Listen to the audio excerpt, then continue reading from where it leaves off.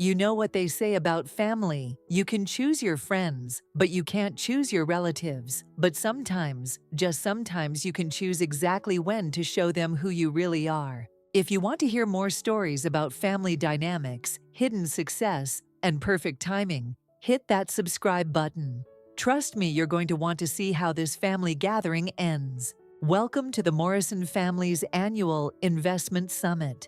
Though we all know it's really just an excuse for my extended family to show off their latest acquisitions and remind everyone else where they stand in the family hierarchy. I'm the granddaughter of Eleanor Morrison, who built Morrison Industries from a small importing business into a Pacific Northwest empire worth over $200 million. When Grandma Eleanor passed 5 years ago, she left the company to be managed by a trust with family members receiving dividends based on their contributions to family prosperity. My father, James Morrison, was Eleanor's youngest son and the family disappointment. Instead of joining the business, he became a high school history teacher and married my mother, Lisa Chen, a social worker whose parents had immigrated from Taiwan with nothing but determination. Dad chose love over money, and the family never let him forget it. When my parents died in a hiking accident when I was 19, I became the family charity case. Uncle Richard, the current CEO of Morrison Industries, made sure I knew that my quarterly dividend checks were essentially welfare payments from more successful relatives. For 15 years, I've sat at these meetings, listening to my cousins brag about their latest real estate purchases, their children's private schools, their European vacations. Meanwhile, I work as a freelance consultant, which everyone assumes means I'm barely scraping by doing odd jobs for small businesses. They have no idea what I actually do. And today, they're about to find out. The meeting started, like always. Uncle Richard stood at the podium. His silver hair perfectly styled his custom suit, probably costing more than most people's monthly rent. Welcome, family, to our annual gathering. As you know, Morrison Industries continues to thrive under my leadership. This year, we've seen a 12% increase in revenue, and our real estate holdings have appreciated significantly. Polite applause filled the room. My cousin Bradley, Richard's oldest son, raised his champagne flute. Dad's being modest. The waterfront development project alone netted us $15 million this year. More applause. I sipped my wine, a perfectly decent Pinot Grigio that probably cost less than the appetizers, and waited.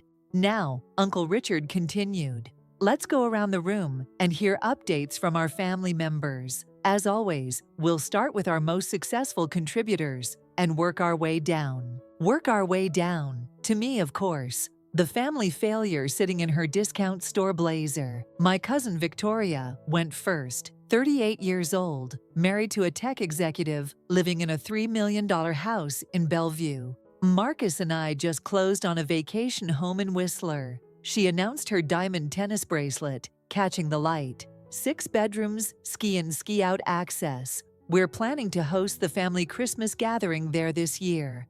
Murmurs of approval. Uncle Richard beamed with pride. Next was cousin Bradley, the golden boy, 35, Harvard MBA, being groomed to take over Morrison Industries. Jennifer and I are expanding our investment portfolio, he said, adjusting his Patek Philippe watch. We've acquired 3 rental properties in Capitol Hill, and we're looking at commercial real estate in Portland. Excellent diversification. Uncle Richard nodded approvingly. Cousin Amanda was next, 32, married to a surgeon mother of 3 perfectly dressed children who attend Seattle's most exclusive private school. David and I just purchased our 3rd rental property, she said, her voice carrying that particular tone of satisfied accomplishment. We're also pleased to announce that we've established trust funds for all 3 children. They'll never have to worry about financial security.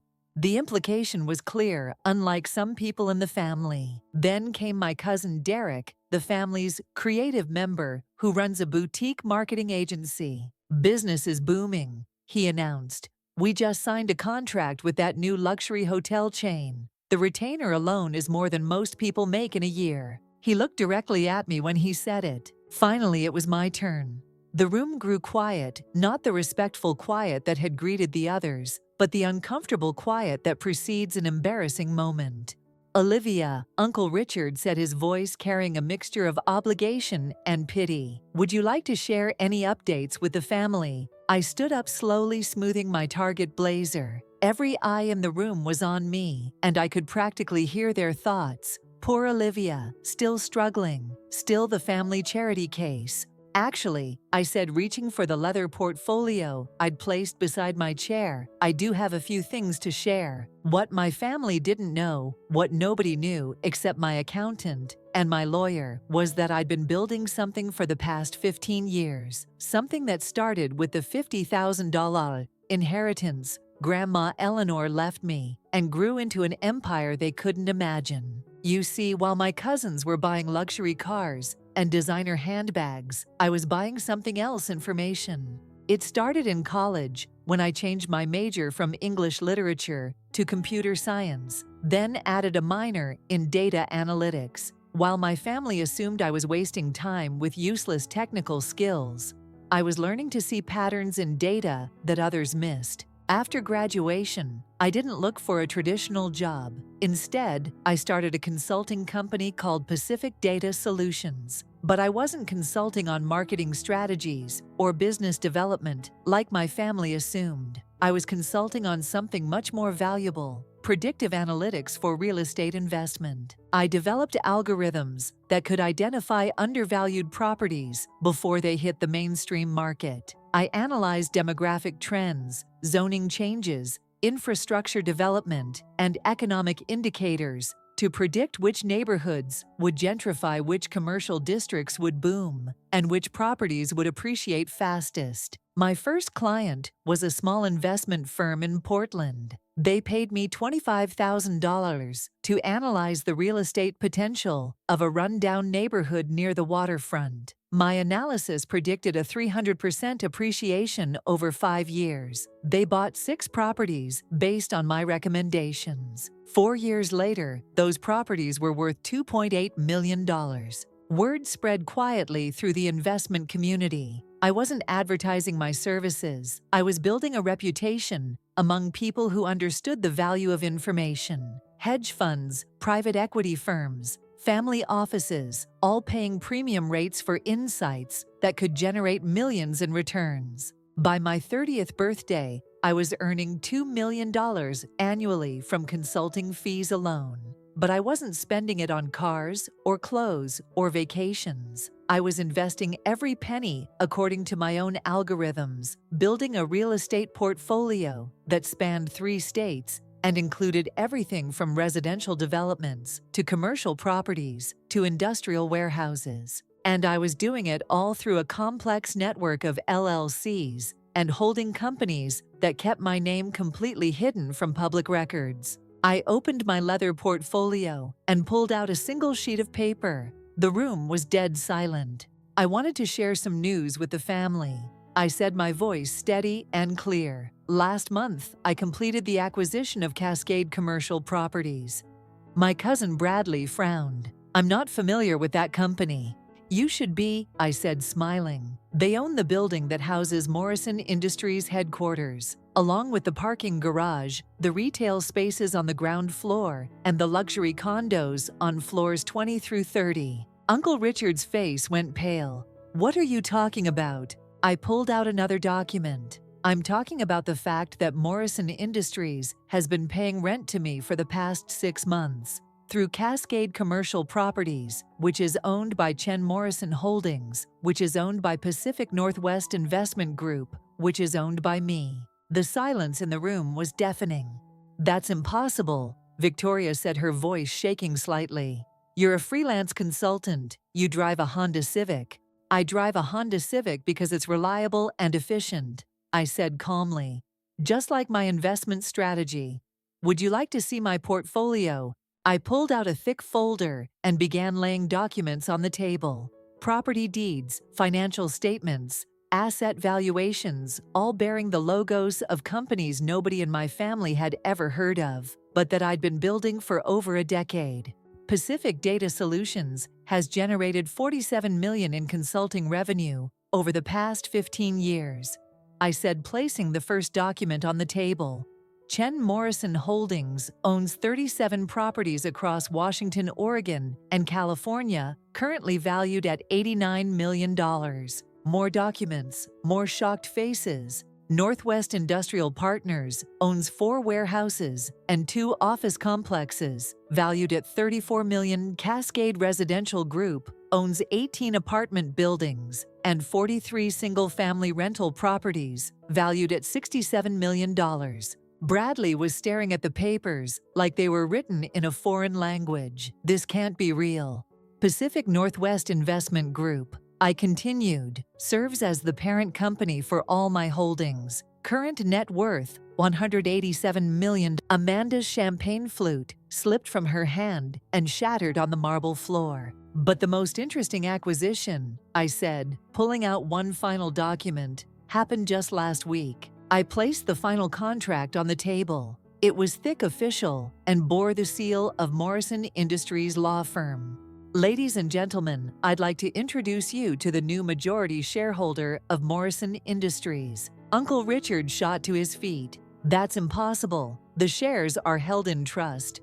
"The shares were held in trust," I corrected, "until the trust decided to diversify its holdings by selling a controlling interest to Pacific Northwest Investment Group. The transaction was completed yesterday." I opened the contract and began reading. Pacific Northwest Investment Group, through its subsidiary Chen Morrison Holdings, has acquired 51% of Morrison Industries for $127 million, making Olivia Chen Morrison the controlling shareholder and, as of today, the new CEO. The room exploded. Uncle Richard was shouting about lawyers and legal challenges. Victoria was demanding to know how this was possible. Bradley was frantically making phone calls. Amanda was crying. But Cousin Derek, the marketing expert who'd made that crack about most people's annual income, was just staring at me with something that looked like respect. "How long?" he asked quietly. How long have you been planning this?" I smiled. "Since the day you all decided I was the family failure. Since the first time Uncle Richard called my dividend checks charity. Since every family gathering where you treated me like I was here on sufferance instead of by right." I gathered my documents and put them back in my portfolio.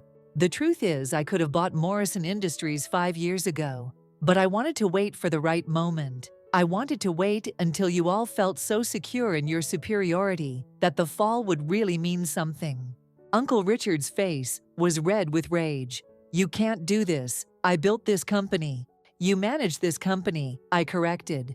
"Grandma Eleanor built it, and now I own it." The next few hours were chaos. Lawyers were called. Accountants were summoned. Financial advisors were consulted. But the contracts were ironclad, the transactions were legal, and the reality was undeniable. The family failure had just become the family patriarch. Some reactions were predictable. Uncle Richard threatened lawsuits that his own lawyers told him he couldn't win. Victoria alternated between fury and desperate attempts to suddenly become my best friend. Bradley, to his credit, asked for a private meeting to discuss the transition and his role in the company's future. But the most interesting reaction came from Amanda. After the initial shock wore off, she approached me quietly. "Olivia, I owe you an apology. We all do. We treated you terribly, and you had every right to do exactly what you did."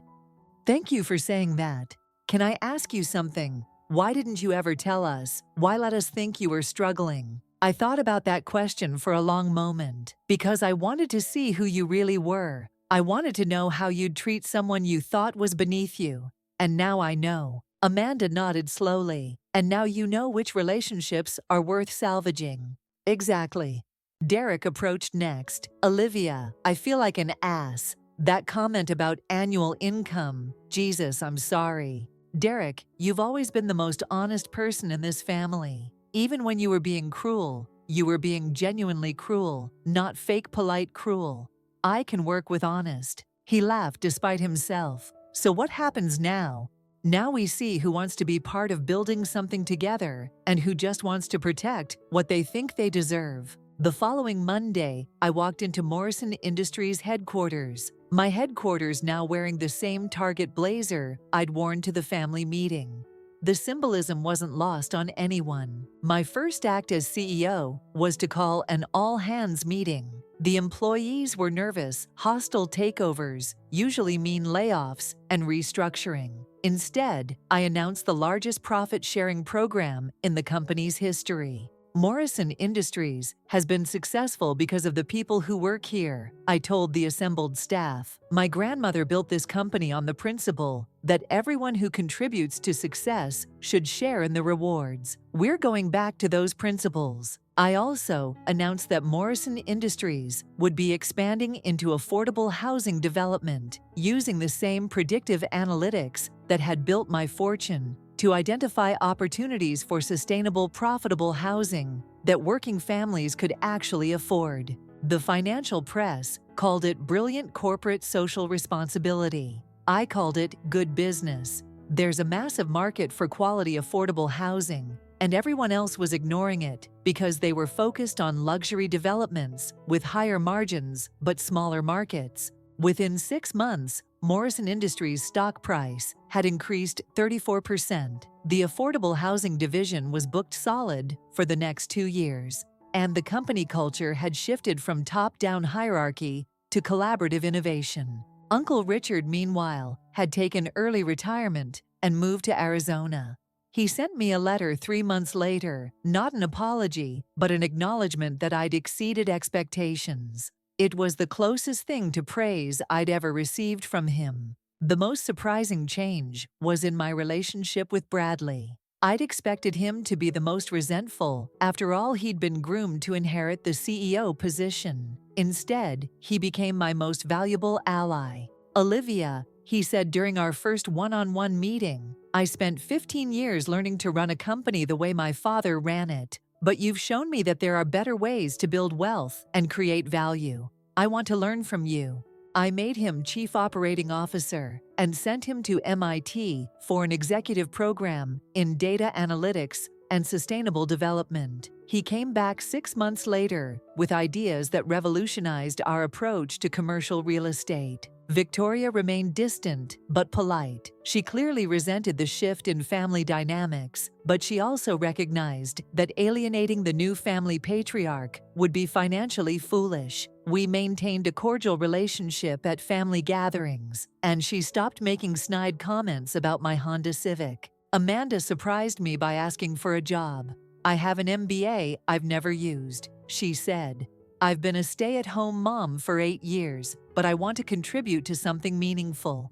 Would you consider hiring me? I made her Director of Community Relations for the Affordable Housing Division. She turned out to have a natural talent for working with local governments and community organizations. Within a year, she'd streamlined our permitting process and built relationships that saved the company millions in development costs. Derek's marketing agency became Morrison Industries' primary creative partner. His first campaign for our affordable housing division won 3 industry awards and generated more qualified leads than we could handle. But the most meaningful change was with my grandmother's memory. At the next family gathering, held at my modest apartment instead of a luxury hotel, I shared stories about Grandma Eleanor that my cousins had never heard. Stories about her childhood during the Depression, her struggles as a woman in business, her quiet philanthropy that she'd never publicized. She taught me that real wealth isn't about what you own, I told them. It's about what you can build, what you can create, and what you can leave behind that makes the world a little better. 6 months after the family meeting, that changed everything. I was sitting in my office, Grandma Eleanor's old office, which I'd restored to look exactly as it had when she ran the company, when my assistant knocked on the door. Ms. Morrison, there's someone here to see you, says she's a journalist from Forbes. The journalist, Sarah Kim, was writing a feature about hidden titans, successful entrepreneurs who'd built significant wealth while staying out of the public eye. Ms. Morrison, she said, your story is fascinating. Building a $187 million empire while your own family thought you were struggling financially. What motivated you to keep it secret for so long? I thought about that question. I think I needed to know who I was when nobody was watching, when nobody expected anything from me, when I wasn't performing for anyone else's approval or disapproval. And what did you discover? I discovered that I didn't need their approval to be successful, but I also discovered that success without relationships is pretty hollow. The real victory wasn't proving them wrong, it was finally being able to be authentic with them. Do you regret the deception? I regret that it was necessary, but I don't regret learning who people really are when they think you can't help or hurt them. The Forbes article came out 3 months later. The headline was, "The Invisible Heiress: How Olivia Morrison Built a Real Estate Empire While Her Family Thought She Was Poor." The article generated interview requests from CNBC, Bloomberg, and Harvard Business Review. I turned them all down, except one, a podcast about women in real estate, where I could talk about creating opportunities for affordable housing and sustainable development. Fame wasn't the point, building something meaningful was the point. 2 years after that family meeting, I received an unexpected phone call. It was from Marcus Chen, a distant cousin I'd never met who lived in Vancouver. "Olivia, I hope you don't mind me calling. I got your number from Derek. I'm a software engineer, and I've been following your story in the business press. I wanted to ask you about something." Of course. I've been developing algorithms for sustainable urban planning, using machine learning to optimize affordable housing placement, public transportation routes, things like that. I wondered if you might be interested in collaborating. We met the following week. Marcus's technology was brilliant, far more sophisticated than my own predictive models. We formed a joint venture that combined his urban planning algorithms with Morrison Industries' development capabilities. Within a year, we'd revolutionized affordable housing development in 3 cities. Our projects weren't just profitable, they were actually improving communities, creating jobs, and providing quality housing for families who've been priced out of traditional markets. The joint venture caught the attention of the Gates Foundation, which invited us to apply our models to affordable housing challenges in developing countries. We're currently working on projects in Kenya and Guatemala that could provide sustainable housing for 50,000 families. But the most satisfying moment came at last year's family gathering. My cousin Bradley's teenage daughter, Emma, approached me after dinner. "Aunt Olivia, I'm starting college next year, and I want to study urban planning and social entrepreneurship. Would you be willing to mentor me?" "Emma, I'd be honored. But can I ask what sparked your interest? Watching what you've built. Not just the money, the impact. I want to use business to solve problems, not just to get rich." I looked around the room at my family. Some relationships healed, others cordially distant, but all of them authentic now. No more pretending, no more performing, no more hiding who we really were. Uncle Richard was telling Derek about his new hobby, volunteering with Habitat for Humanity in Phoenix. Victoria was showing Amanda pictures from her daughter's public school science fair. Bradley was excitedly explaining Marcus's latest algorithm to anyone who would listen. We weren't perfect, we probably never would be, but we were real. Today, as I sit in my office overlooking Elliott Bay, I think about that family meeting where they called me poor. They weren't entirely wrong. I was poor in some ways. Poor in designer clothes, poor in luxury vacations, poor in the kind of conspicuous consumption that signals wealth to the world. But I was rich in something more valuable, the freedom to be exactly who I was, regardless of what anyone else thought. The real estate contract I showed them that day wasn't just proof of my financial success. It was proof that authenticity and strategic thinking can be more powerful than inheritance and connections. It was proof that being underestimated can be an advantage if you're patient enough to use it wisely. Emma started her internship with Morrison Industries last month. She's working on a project to develop affordable housing for college students, addressing the student housing crisis while creating sustainable revenue streams for universities. "Aunt Olivia," she said during our weekly mentoring lunch, "I've been thinking about your story. Do you think you would have been as successful if your family had supported you from the beginning?"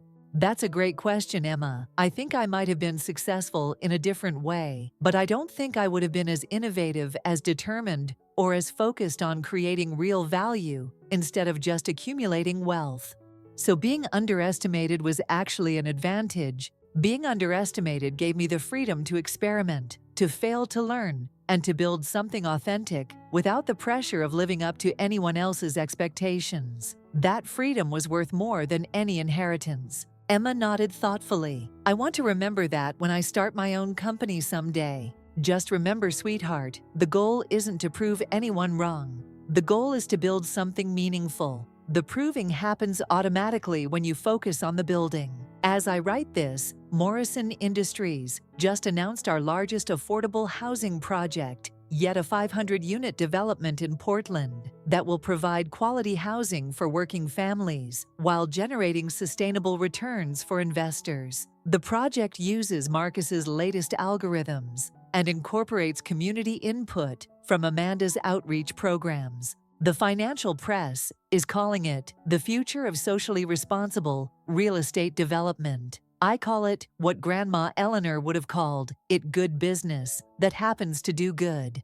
The family meeting where they called me poor was 3 years ago. Since then, Morrison Industries has tripled in value. Our affordable housing division has provided homes for over 2,000 families, and my personal net worth has grown to $340 million. But the real measure of success isn't in the numbers. It's in the relationships that survived the revelation of who I really was. It's in the projects that are making communities better. It's in the young people like Emma who are inspired to use business as a force for positive change. And it's in the quiet satisfaction of knowing that I never have to pretend to be anyone other than exactly who I am. If you've ever been underestimated by family, if you've ever felt like the outsider at your own gatherings, if you've ever wondered whether staying true to yourself is worth the cost of other people's approval, let me tell you something. Authenticity is the most valuable asset you can own. Hit that subscribe button if you want to hear more stories about turning underestimation into advantage, building wealth with purpose, and never apologizing for being exactly who you are. The real estate contract I showed them that day wasn't just about owning buildings. It was about owning my story, my choices, and my future. And that, my friends, is worth more than any property in any portfolio.